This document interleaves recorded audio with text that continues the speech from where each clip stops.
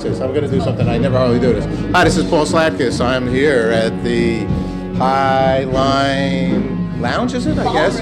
Ballroom. Okay, it's a ballroom. And I'm here with some of the defibrillators, and we're shooting into a mirror. And we're all here and after the wonderful gig that the defibrillators actually conquered, in the sense of a lot of people being happy. So Aaron, tell us a little bit about the group. And you were singing, and I recorded the whole show, and I'm a lucky guy. We are a 7-piece band, and we started off as a 4-piece, but it's just kind of morphed into something bigger than it was. But we are a country band from Brooklyn, New York, right? Yeah. Right? He lives in Jersey though, so. But we don't talk about that. So add to that. Your name is? I'm Bug Jennings, aka Brian Jennings. We're a country band from New York City, and we're the 3 founding members met in a barbecue restaurant in New York City. For all intents and purposes, we were bartending. He was a bartender. I was a busboy. He took me under his wing, like the half Mexican that I am, and trained me in the dark arts of bartending and bullshitting. I don't know that I ever did that. If I did, I didn't do a very good job. And you team as a group. Maybe the bullshitting part. No, you had the bullshitting part down. All right, I had the bullshit, but he didn't teach me how to make a mean mojito. Oh, that's very important. So tell me about the Chili Festival that in Brooklyn, where our TV studio is. Tell us about that. You guys lived through it. Maybe Chris, were you there? Yeah. Chili. Oh yeah, I'm confused. In Brooklyn, the Brooklyn Botanic Gardens. Oh right, Chili Pepper Fest. Chili Peppers. That's what threw me. My other band did an actual meat chili fest, so that's why I got thrown off. So Mr. Guitar Man, tell me about your thing. Wait, chili Anything. Well, I'm going to talk about Chili Pepper Fest first, because we had to make that gig from the West Coast. That we had just finished a West Coast tour, and all of the band except for these 3 flew home. So we had to drive from Portland, Oregon to Brooklyn to make the gig, and I think 3 days.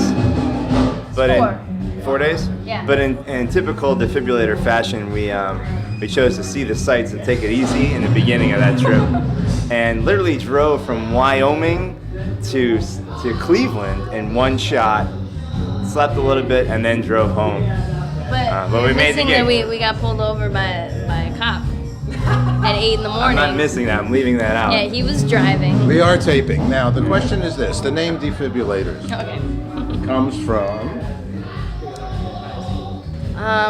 Well, there's that device called the defibrillator, but that's not us. This is your answer. I have no idea. Why do you think? I really have no called idea. that? I've always been afraid that I was going to die of a heart attack one day, and I've always been fascinated with a machine that just injects a little bit of electricity into your heart and keeps you from dying. But that's not us. We spell it wrong. And why do we spell it wrong? Because we You can't We spell. like to keep people on their toes, you know? Okay? as a defibrillator does, it keeps you on your toes. No. And keeps you alive. It's a We good thing. like to make it difficult for people to find us on the internet. You know, they really have to search hard. But they find us eventually. All right. Well, I'm listening to your CD. I have your shirt. And let me ask a question now. Let's get to the heart of the group. Let's get real. Is you guys really play beautiful music. You're a tight band. You the arrangements are quite exciting and for the audience as well as yourself. You're good singers. I really love your band. You're a really talented group. As a musician, I'm saying that as well.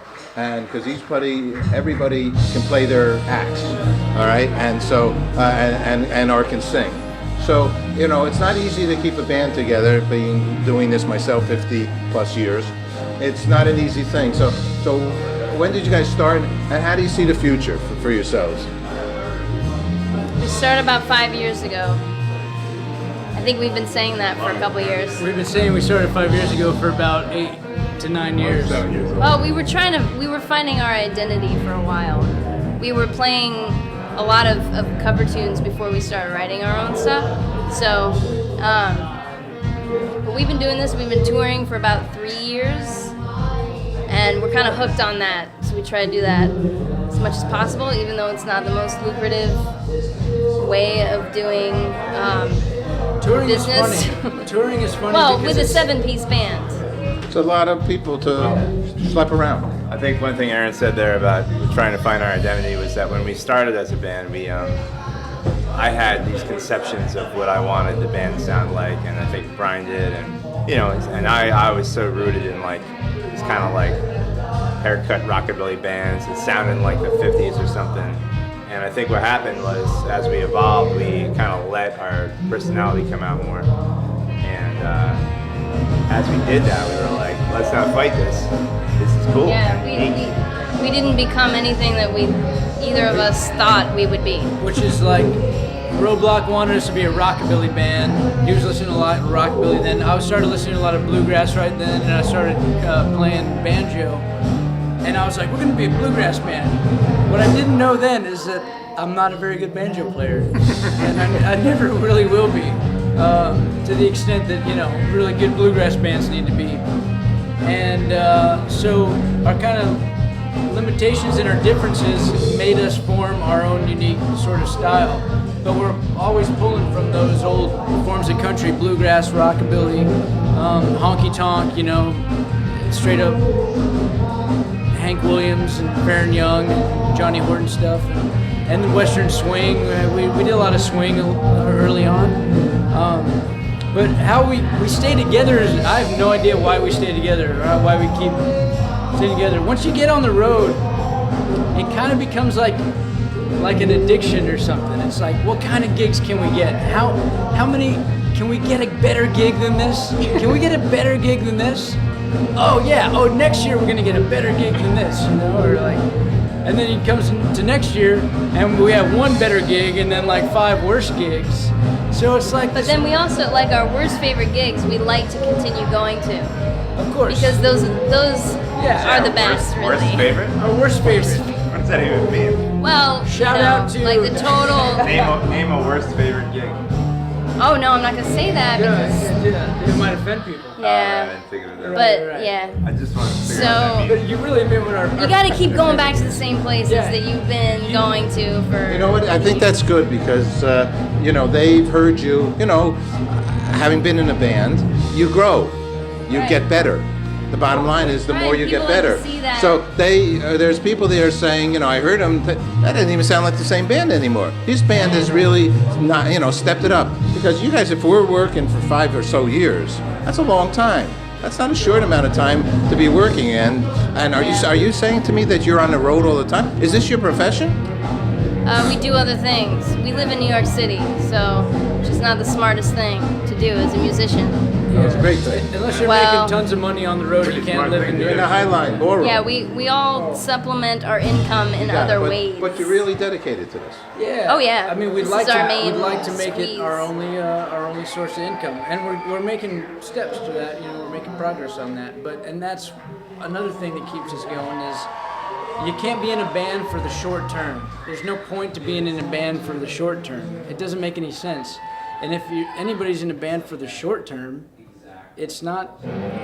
I mean, either it's not good music, or it's just for fun. They're just doing it for fun. That's yeah, fine. I mean, I don't know. What I mean is that if you want to make it your only source of income, if you're not a one-hit wonder with a huge radio hit and like massive amounts of money coming in, and you do a tour and make your money and then stop, being in a band is a long-term thing, and I think that's something we realize slowly.